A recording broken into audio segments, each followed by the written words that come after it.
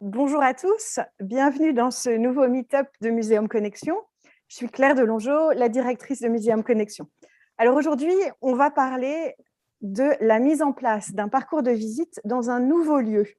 Et pour ça, j'ai la joie d'accueillir Caroline Clémençat, qui est directrice des Franciscaines à Deauville, et Astrid Lefebvre, qui est chef du service des publics et des relations extérieures à l'Hôtel de la Marine à Paris. Alors, avant d'entrer dans le vif du sujet, quelques détails pratiques. On va dans un premier temps écouter nos intervenants et puis au bout d'une trentaine de minutes, on passera en sous-groupe. Chaque intervenant aura une salle que vous serez invité à rejoindre pour poser vos questions et aussi partager vos propres expériences. N'hésitez pas à changer de salle si vous voulez rencontrer l'une ou l'autre des intervenantes. C'est très facile, ça se passe en bas de votre écran sur Zoom. Voilà. Et puis, je profite de cette introduction pour vous rappeler que Muséum Connexion aura lieu les 19 et 20 janvier prochains, qu'on a vraiment hâte de vous retrouver pour de vrai et que les demandes de badge sont ouvertes sur notre site internet, donc www.museumconnexion.com.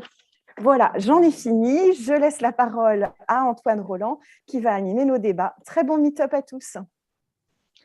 Bonjour à tous et à toutes, bienvenue sur ce 7e meet-up donc de l'année où nous avons effectivement la joie d'accueillir Caroline Clémençat, directrice des Franciscaines, et Astrid Lefebvre, directrice des publics de l'Hôtel de la Marine, deux institutions en fait qui ont été ouvertes donc en 2021. Je vais en dire quelques mots avant de pouvoir échanger un peu plus amplement avec chacune d'elles. Donc déjà sur les franciscaines, donc vous voyez quelques photos de ces magnifiques lieux. Donc c'est un ancien couvent qui a été créé au 19e siècle, qui a été habité jusqu'en 2008 en fait par des franciscaines qui a eu différentes fonctions, hôpital, lycée, orphelinat, et donc en 2012 la mairie de Deauville a décidé en fait de récupérer le lieu pour en faire un lieu culturel, donc particulièrement innovant. La réhabilitation et la programmation architecturale a été confiée à l'agence Moët-Rivière, qui était lauréate du concours en 2015. Le chantier a débuté en 2018 et au printemps 2021, les franciscaines ont ouvert au public. On va y revenir juste après. Côté hôtel de la Marine, on a un monument pour le coup donc, qui est positionné sur la place de la Concorde au nord-est, qui a été créé en 1748 par Ange-Jacques Gabriel, premier architecte du roi, donc lors de la création de la place Louis XV. En 1765, on a été accueilli en fait le garde-meuble royal. En 1789, le ministère de la Marine s'installe dans l'hôtel pour 226 ans. Et en 2015, en fait, le ministère de la Marine quitte les lieux pour laisser la place au CMN à qui l'État confie la gestion de l'hôtel de la Marine, pour mettre en valeur ce patrimoine particulièrement exceptionnel. Vous allez voir la beauté des espaces aussi.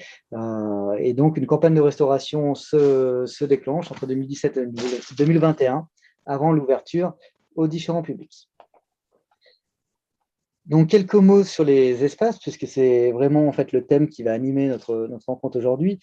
Comment en fait en 2021 deux lieux particulièrement emblématiques ont pu ouvrir malgré la crise et proposer en fait des espaces particulièrement innovants. Donc tout d'abord les franciscaines. Ce qui est intéressant avec les franciscaines, c'est que c'est un lieu multi-usage, multi-espace. C'est à la fois un musée autour des œuvres, par exemple, notamment du peintre figuratif André Hambourg, mais aussi d'un ensemble d'autres œuvres d'artistes particulièrement emblématiques du XXe siècle. C'est un auditorium, une salle de spectacle. C'est une programmation en fait d'expositions temporaires, de festivals, par exemple, Festival de photos de Deauville, Planche Contact y est accueilli, des ateliers de médiation, des espaces de lecture, une médiathèque, des espaces de documentation structurés autour de thèmes chers à Deauville, le cheval, le cinéma, le spectacle, la photographie, l'art de vivre, la jeunesse, une boutique et des espaces de restauration qui reprennent aussi notamment l'esprit du lieu, notamment avec un nom bien nommé, le réfectoire.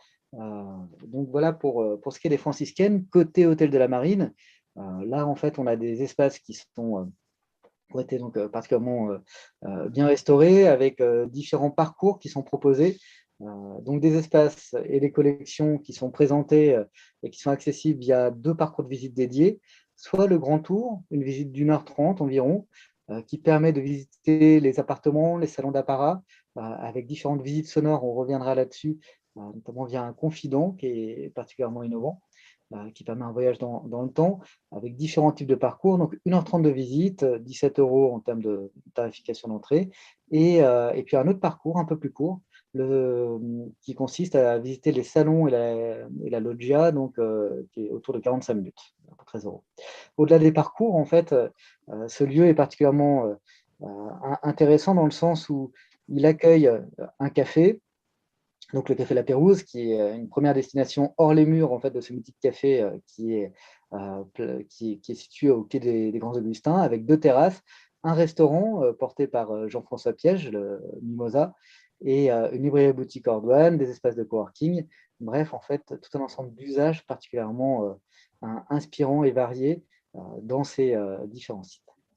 Donc, ce que je vous propose tout de suite, c'est de vous présenter rapidement nos 2 intervenants. Donc, Astrid Lefebvre, qui représentera l'Hôtel de la Marine, qui est chef du service des publics et des relations extérieures, et Caroline Clémenza, donc, qui est directrice des franciscaines, et avec qui nous allons avoir la joie de pouvoir échanger.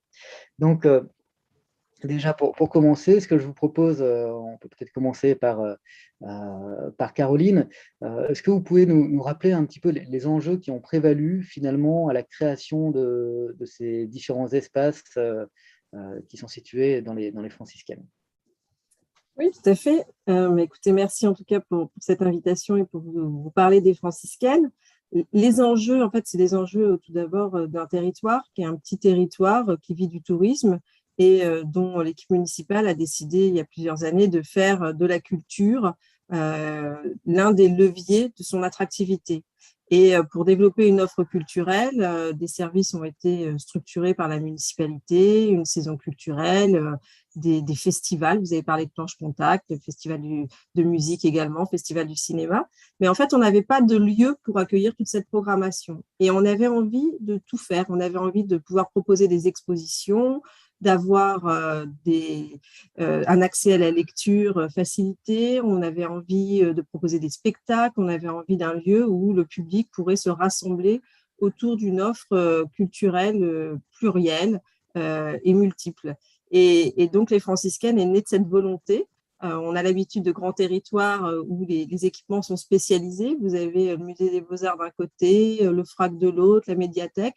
Nous, on est 3500 habitants. Je le souligne parfois, ça surprend, mais Deauville, dans son quotidien, c'est un tout petit bassin de vie et un tout petit territoire d'un point de vue géographique. Et donc, on a imaginé, dans les franciscaines, un lieu qui rassemble toute cette offre culturelle qui est habituellement dispersée. Et c'est ça, en fait, qui en fait son caractère singulier.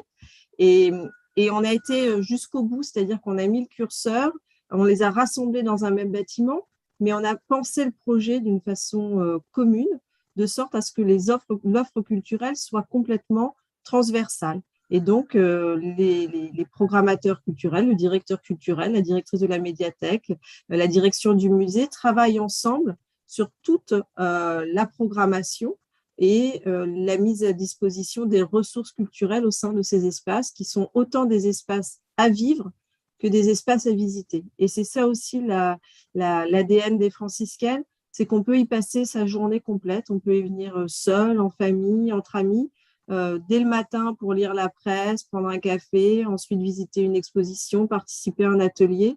Et c'est toutes ces propositions qui sont offertes toute la journée durant et en soirée prolongée également avec des spectacles qui s'y déroulent plus particulièrement sur le temps de soirée. Et c'est vraiment un lieu culturel à vivre au sein duquel voilà, toutes les générations peuvent se réunir. Merci beaucoup. Donc, effectivement, un lieu multiculturel, pluridisciplinaire. À l'inverse, l'Hôtel de la Marine, en fait, est un monument en fait, qui a été pensé plutôt dans une logique patrimoniale, mais pas que. Est-ce que vous pourriez, Astrid, vous aussi nous évoquer peut-être les enjeux qui ont été relevés lors de la restauration en fait, de cet hôtel et ensuite de son ouverture? Oui, tout à fait. Bonjour à tous. Les gros enjeux, ça a été à la fois un enjeu urbanistique, mais aussi patrimonial et culturel, comme vous le dites, Antoine, puisque c'était de faire connaître ce monument qui est sur la place de la Concorde. Donc, en fait, tout le monde le connaît, mais sans vraiment le connaître. Et c'était d'ouvrir, en fait, ce monument et ce lieu très parisien et le rendre, en fait, aux Parisiens et aux Franciliens. Donc, urbanistique, parce qu'on ouvrait enfin cette cour d'honneur qui est accessible de la place de la Concorde et de la rue Royale pour en faire un lieu de vie avec des offres gastronomiques, avec une librairie-boutique qui est accessible hors douane. Et enfin, de faire revivre l'histoire du monument. Donc, comme vous l'avez expliqué, garde-meuble de la Couronne sous Louis XV. Et ensuite, pendant plus de 250 ans, ministère de la Marine, donc complètement fermé au public. Personne ne savait ce qui se passait dans ce monument. Et du coup, de mettre en valeur tout ce patrimoine au moment de l'ouverture. Il y avait également un gros enjeu économique, effectivement, de faire vivre cet ensemble avec différentes ressources, donc à la fois avec tout un parti pris financier, avec les concessionnaires, avec des mécènes, avec une billetterie, pour que ce monument puisse vivre en exploitation au quotidien. Merci. Donc effectivement, ce qui va être intéressant là, c'est de rentrer un peu plus dans le vif du sujet. Donc l'idée, c'est d'évoquer effectivement les parcours de visite, l'expérience de visite qui a été créée. Comment en fait finalement, pour l'une et pour l'autre, les différents lieux en fait dans lesquels vous êtes particulièrement active sont devenus des lieux de vie, ou comment avez-vous œuvré en fait à faire revivre le patrimoine? Bref, comment avez-vous conçu en fait finalement les expériences de visite qui font de vos deux lieux en fait des lieux si singuliers? Caroline, est-ce que vous pouvez nous en dire quelques mots peut-être sur et approfondir un petit peu comment a été conçu et a été créé ces différents espaces de vie qui ont été créés au sein des franciscaines? Très, très tôt dans la réflexion, on a souhaité effectivement que le visiteur puisse pleinement investir les lieux. Et tout à l'heure, Astrid évoquait rendre le patrimoine aux Parisiens et aux Franciliens. C'était également la volonté de la municipalité de Deauville que de permettre aux Deauvillais de s'approprier pleinement ce bâtiment auquel ils étaient attachés, puisque c'est un bâtiment qui est en fait très lié à l'histoire de Deauville et qui a parcouru les 160 ans de l'histoire du territoire.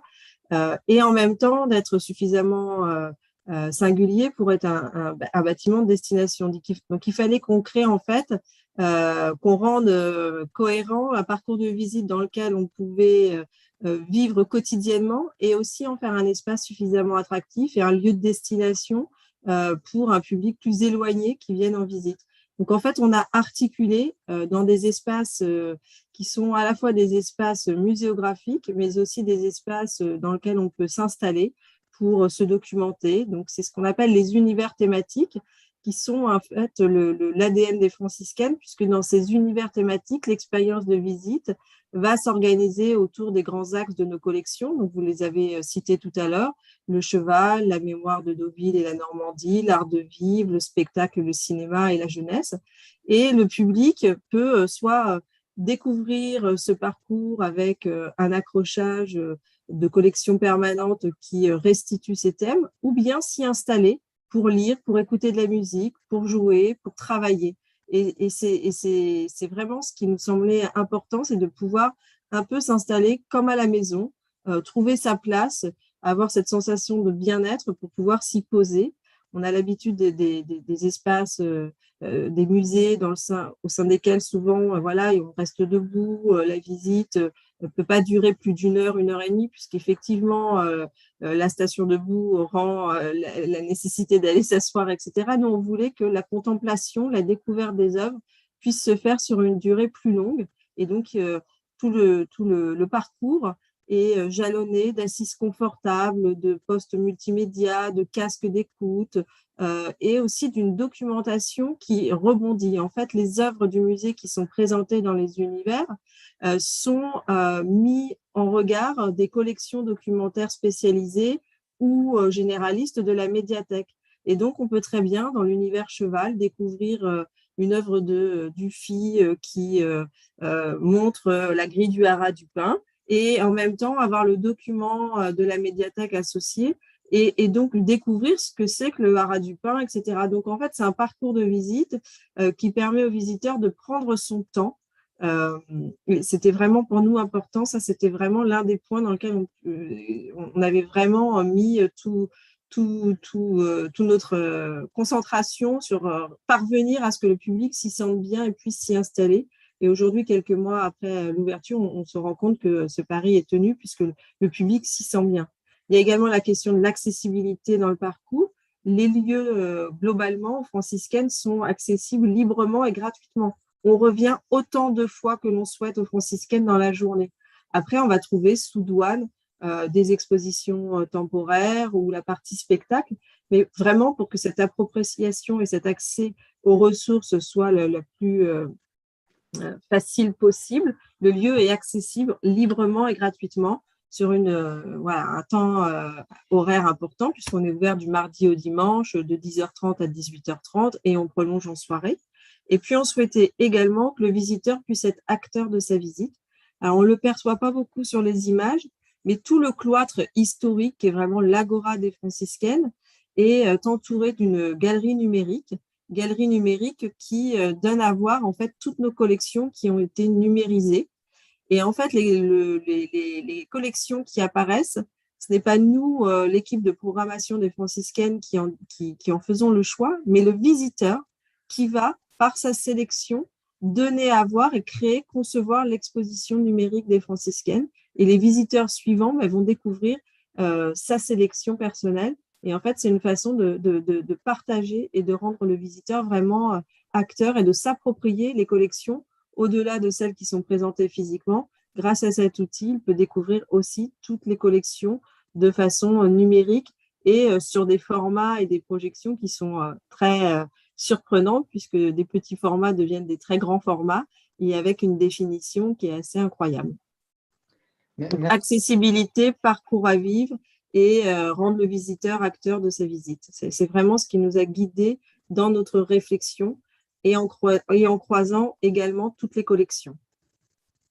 Merci Caroline. Effectivement, ce qui est intéressant, c'est effectivement de voir à quel point les franciscaines sont un lieu de vie, ce qui est le cas aussi de l'Hôtel de la Marine, hein, comme on l'a évoqué, avec une offre en fait particulièrement riche, notamment en termes de restauration, de boutiques, et c'est aussi un lieu de travail. Mais ce qui va nous intéresser là plus particulièrement, c'est de rentrer dans ces espaces donc patrimoniaux, c'est revenir peut-être sur ce que disait Astrid, la façon dont l'Hôtel de la Marine à œuvrer, à faire revivre en fait ce patrimoine exceptionnel.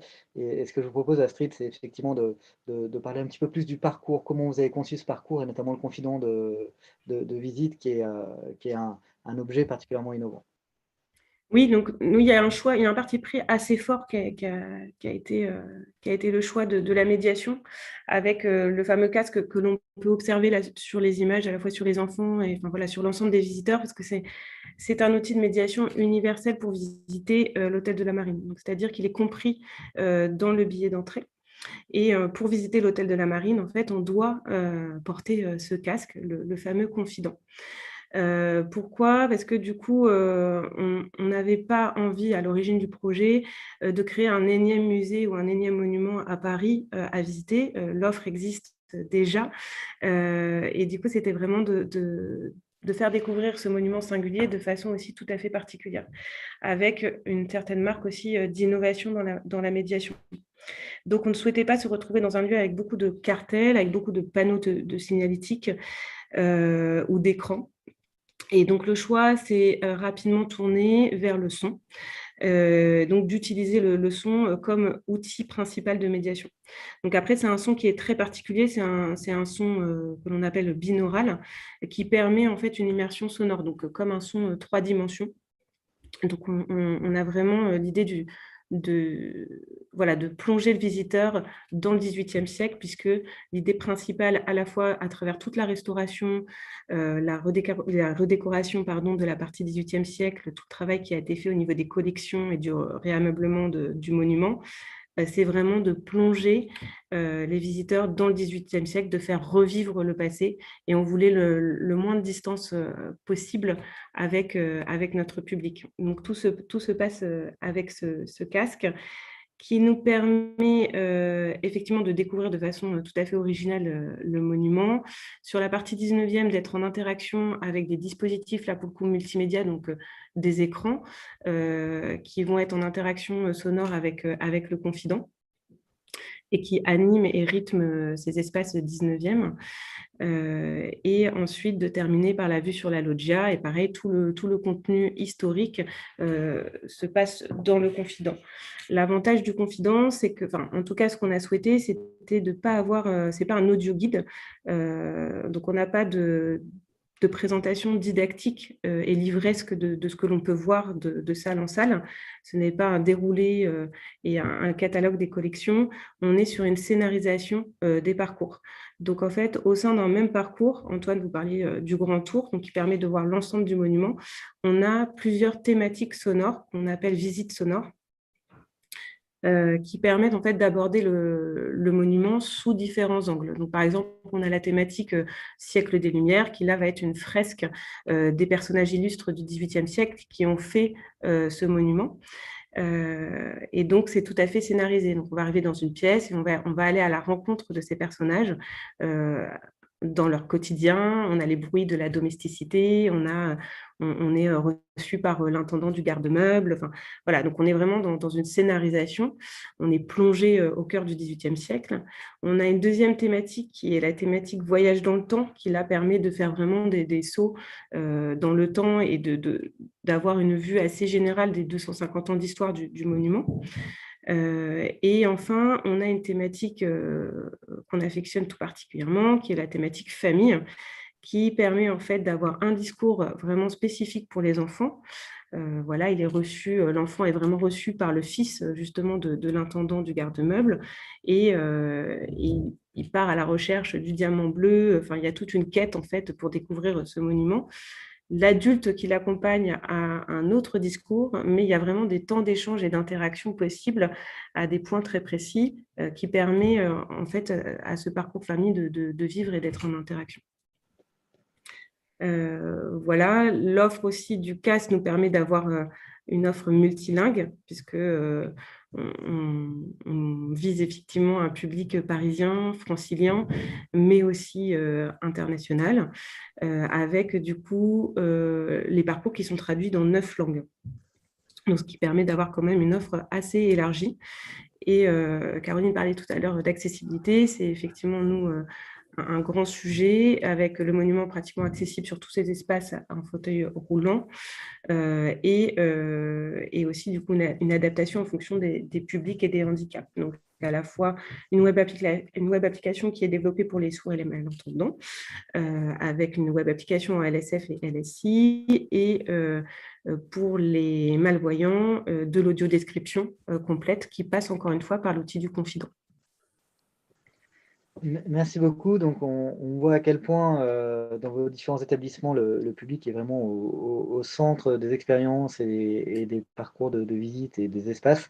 Ce que je vous propose peut-être, c'est de revenir sur la période qu'on vit, 2021. Comment vous avez en fait finalement accompagné l'ouverture inaugurale en fait de vos 2 lieux. Comment vous êtes allé à la rencontre en fait de vos différents publics? Est-ce que vous pouvez nous en dire un petit peu plus? Et puis après, on verra quelle a été la réception des publics que vous avez ciblés. Donc, Caroline, je vous en prie. Écoutez, il y a eu, comme j'imagine aussi pour beaucoup d'établissements, quelques incidences sur la crise sanitaire et de report de fin de chantier un petit peu compliqué. Nous, on devait ouvrir en juin 2020. On n'était pas tout à fait prêt pour tenir convenablement cet objectif. Et puis, on s'est dit très tôt qu'il fallait reporter plutôt au printemps 2021. Et au printemps, finalement, crise sanitaire encore. Donc, à partir du printemps, on était prêt. Et en fait, dès que la réglementation, puisque nous, on est un lieu qui est à la fois un ERP qui est à la fois sur la classification des musées, mais aussi des médiathèques, des salles de spectacle. Donc, il fallait qu'on arrive à trouver le bon moment pour pouvoir rentrer dans la possibilité qui nous offrirait le plus de visiteurs possible. Et donc, on a rebondi sur la fenêtre de la mi-mai et on a ouvert sur ce fort week-end de l'Ascension. Alors avec une ouverture en plusieurs temps. D'abord les espaces qu'on pouvait davantage considérer comme des espaces médiathèques, même si on n'aime pas avoir ce regard, puisqu'en fait, on vient en franciscaine, on vient ni au musée, ni à la médiathèque, ni à la salle de spectacle, c'est un ensemble. Et aujourd'hui, après quelques mois d'ouverture, aucun public ne nous pose la question de savoir ce que c'est quand ils sont sur place, ils vivent le lieu et ça, c'est la meilleure des récompenses pour les équipes qui ont pensé le projet. Néanmoins, pour l'ouverture, c'est ce qui nous a un petit peu guidés dans l'échelonnement des possibilités. Donc, on a fait une inauguration avec des petits formats et plutôt répétitifs pour pouvoir rassembler le plus de personnes, mais pas en un même temps. Donc, ça, c'était de mi-mai jusqu'à mi-juin. Et puis, à partir de début juin, mi-juin, on a commencé à pouvoir ouvrir, et notamment les salles d'exposition, donc salles d'exposition temporaire avec une belle exposition inaugurale qui avait été conçue par Régis Debray, donc une exposition sur les chemins du paradis qu'on a pu dévoiler à ce moment-là, donc faire comme une sorte de rebond en fait. Et puis également la partie consacrée à l'artiste André Hambourg, dont vous avez parlé tout à l'heure, qui est un peu l'artiste point de départ de la collection muséale à Deauville, puisque sans cette donation André Hambourg, il n'y avait pas de collection de musée à Deauville. Donc en fait, cette donation a été le premier pas vers la constitution d'une collection. Donc cet espace s'est ouvert également dans un second temps. Et puis à partir de juillet, on a commencé à développer une programmation autour de formats de rendez-vous qui sont en écho en fait avec les thèmes des franciscaines. Donc on a mis à l'œuvre un certain nombre de sujets de nos collections qu'on développe en format de programmation. Donc, c'est les franciscaines se souviennent pour parler de toutes, faire des invitations autour d'historiens, de gens qui ont connu l'histoire artistique, historique de Deauville, les franciscaines au galop pour parler d'univers cheval. Univers cheval, je souligne au passage qu'on est pôle associé de la BNF, donc on a vraiment une collection d'intérêt national à découvrir aux franciscaines sur ce sujet.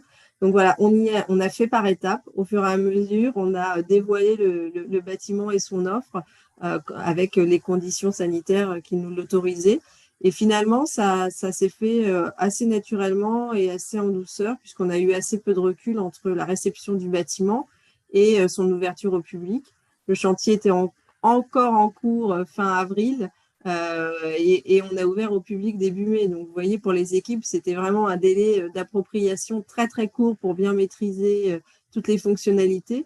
Donc, en fait, le faire progressivement, ça a plutôt été une bonne chose et ça a permis d'accueillir le public de façon privilégiée aussi et d'accueillir tout le monde parce qu'on a un espace important, il y a 6200 mètres carrés. Donc, on peut, même avec les jauges qui étaient les nôtres, avec des ratios qui pouvaient paraître réduits, dans un espace aussi important pour notre territoire, c'est très convenable. Voilà. Oui, et on évoquait quelques chiffres en fait en termes de fréquentation, ce sont des résultats tout à fait éloquents, sachant que vous avez différents types de publics, à la fois en fait des publics locaux avec les 3500 âmes en fait que composent en fait les franciscaines, mais aussi des publics estivaux, des publics résidents secondaires, donc une richesse en fait et une pluralité de publics accueillis. Est-ce que vous pouvez nous dire évoquer ces quelques chiffres et peut-être aussi un peu Ouais. Tout à fait. C'est aussi ça l'intérêt des franciscaines dans sa dimension culturelle, au-delà de l'offre qu'elle apporte aussi, c'est ce qu'elle crée dans sa mixité. Et je rebondis sur ce que vous dites, c'est à la fois du public local qui vit, travaille et profite du territoire de façon permanente, du public étranger, du public secondaire, du public professionnel, du public scolaire. Et en fait, tout le monde vient se croiser, se rencontrer, échanger au sein des franciscaines. Et aujourd'hui, on a accueilli, voilà, on est aujourd'hui le 21 octobre, on a ouvert le 13 mai et on a atteint les 90 000 visiteurs. Donc, on est assez content de ce chiffre en rapport à notre bassin de vie. On a des journées à 1200, 1400 visiteurs et des petites journées à 300 visiteurs. Donc, on voit bien que le public vient et revient. Alors nous, la traçabilité du public, on a créé en fait une sorte d'abonnement franciscaine qui permet au public qui veut vivre le lieu dans son quotidien ou très régulièrement, il peut prendre ce qu'on appelle le pass franciscaine qui va lui offrir un certain nombre de possibilités. Il va pouvoir emprunter un grand nombre de documents, il va pouvoir vivre le Fab Lab, il va pouvoir aller de façon illimitée au musée André Hambourg. Un jour, il a son neveu ou sa tante, eh bien, il en est l'ambassadeur grâce à ce pass franciscaine. Et aujourd'hui, cette communauté de pass franciscaine, elle touche presque 4000 personnes, c'est-à-dire plus que tous les habitants de Deauville. Évidemment, nous, on a un territoire communautaire qui est plus important et on ne fait pas de différence. Le lieu est vraiment ouvert à tous, qu'on habite Deauville ou qu'on habite la commune à 10 km ou à 50 km. Les conditions d'accès sont les mêmes. C'est un pass à 5 € par mois pour un pass adulte. C'est 100 € par an pour une famille, les parents et autant d'enfants qu'ils ont. Et c'est 12 € par an pour un jeune, c'est-à-dire 1 € par mois pour avoir sa carte pass. Et ça, c'est quelque chose qui leur permet vraiment de se sentir chez eux. En fait, en quelque sorte, on leur donne les clés du bâtiment, ils sont chez eux et ils peuvent accéder, emprunter, découvrir avec ce pass. Ils peuvent accéder à la VOD, ils peuvent accéder à plein d'outils qui sont à leur disposition. Et ça, c'est vraiment… voilà. Et en fait, ça se croise avec un public touristique qui vient découvrir les lieux, parce qu'aujourd'hui, ça devient… le public touristique découvre la ville, se balade sur les planches et évidemment découvre les franciscaines avec beaucoup d'intérêt. Et ce croisement est extrêmement riche de rencontres et de partages. Et c'est également un lieu réceptif, un lieu dans lequel on accueille beaucoup d'entreprises pour des assemblées générales, pour des réunions. Et Dieu sait qu'ils avaient envie de se réunir, tout ce monde professionnel. Et ils trouvent dans les franciscaines un écrin pour ça. Et en même temps, c'est une ouverture aussi sur une offre plus large qu'un lieu de réception quand on se réunit dans un hôtel. Et donc, on peut avoir des chefs d'entreprise qui sont dans le cloître, l'EHPAD qui est venu en visite, des scolaires. Et voilà, tout le monde trouve sa place. Et c'est vraiment tous les ingrédients que nous, on souhaitait pouvoir proposer pour qu'on s'enrichisse tous de ce que ce bâtiment nous apporte beaucoup de richesse. Eh bien, écoutez, merci beaucoup, Caroline. Je vous propose, Astrid, peut-être de revenir assez rapidement, parce que malheureusement le temps file, sur les conditions d'inauguration en fait, de l'Hôtel de la Marine. Quelle a été la réception des publics, notamment vis-à-vis du parcours que vous avez proposé, en quelques mots. Et puis après, je proposerai de conclure le premier temps de cet échange. Oui, ça rejoint beaucoup l'histoire des franciscaines. On était sur le même calendrier d'ouverture avec normalement une ouverture prévue en juillet 2020 qui a été décalée à juin 2021.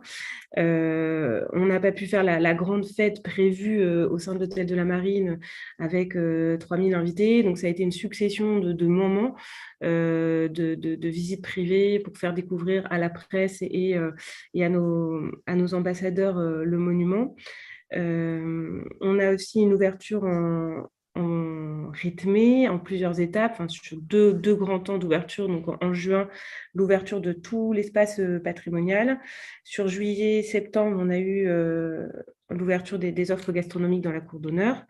Et enfin, en novembre, le 18 novembre prochain, on a l'ouverture de la galerie d'exposition de la collection Altani qui vient compléter les parcours de visite sur 400 mètres carrés d'exposition. Donc, toute notre campagne de communication aussi s'est rythmée en fait avec ces différentes séquences d'ouverture. Et au final, c'est une très bonne chose parce que ça permet aussi de relancer la communication auprès de nos publics. Notre public aujourd'hui, il est quand même essentiellement francilien. Nos premiers baromètres en ligne, on se rend compte que 75% de nos publics habitent la région. Ce n'est pas forcément ce qu'on avait prévu en amont de l'ouverture, même si on souhaitait cibler bien sûr ce public de proximité. C'était un réel enjeu parce que on sait très bien que l'Hôtel de la Marine ne va pas faire partie du tour des primo-visiteurs de Paris. Il y a beaucoup de choses à voir en fait à Paris avant de voir l'hôtel de la Marine. Et donc, on avait ciblé dans tous les cas ce public-là. Aujourd'hui, il est vraiment essentiel pour nous d'élargir ce public, notamment au public international quand il sera de retour à Paris, de pouvoir le capter. En termes de fréquentation, on rejoint à peu près les chiffres en fait, des franciscaines, sachant que nous, on est très limité en termes de jauge parce qu'on a des tout petits espaces dans les parties 18e siècle. Et donc, on est autour aujourd'hui de 250 000 visiteurs depuis l'ouverture, avec effectivement entre 1005, enfin 1004, on est peut-être monté à 2000 parfois visiteurs par jour, mais c'est le grand maximum sur nos espaces. Voilà, avec des publics pour le moment très satisfaits. On va essayer de garder le cap, puisque près de 80% de nos publics interrogés sont satisfaits par l'outil de médiation du confident, puisque c'était ça quand même tout l'enjeu. Comme on le rend obligatoire, c'est vrai qu'on attendait beaucoup la réception de ce public. Et voilà, nous, nos prochaines grandes étapes, c'est d'élargir donc notre public à la tranche internationale et aussi aux familles qui sont encore difficiles à capter dans le monument, alors qu'on a une offre complètement ciblée et conçue pour eux. Bien, écoutez, merci beaucoup effectivement pour ces différentes présentations, ce qui donne particulièrement envie en fait de découvrir ces différents lieux. Donc, si vous avez l'occasion, n'hésitez pas à y aller. Nous allons clôturer en fait ce premier temps d'échange, donc en rappelant les dates en fait de Museum Connection en 2022, le 19 et 20 janvier. Et donc pour ceux et celles qui le souhaitent, vous retrouverez le replay sur la chaîne YouTube en fait de Museum Connection, son site web et ses différents réseaux sociaux. Nous allons poursuivre en fait les échanges en petits groupes avec ceux et celles qui sont inscrites. Qui se sont inscrits sur Zoom, et ce qui va nous permettre d'évoquer un peu plus en plus petit comité en fait finalement d'échanger avec vous.